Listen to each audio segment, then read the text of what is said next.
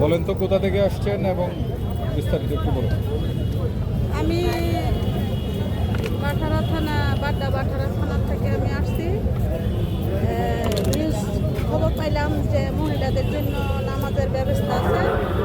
এখন অনেক কষ্ট অনেক পরিশ্রম করে আসলাম। অনেক লোক তার জন্য ভিতরে নিয়ন্ত্রণের সামনে থেকে ফেরত আসছি আমি।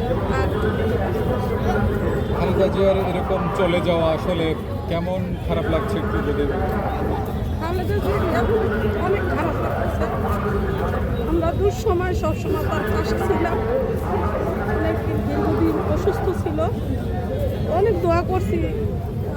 অনেক আল্লাহ তার পছন্দ করছে, নিয়ে গেছে। আমাদের শক্তি কিছু না, আল্লাহ যা করছে তো ভালোই করছে।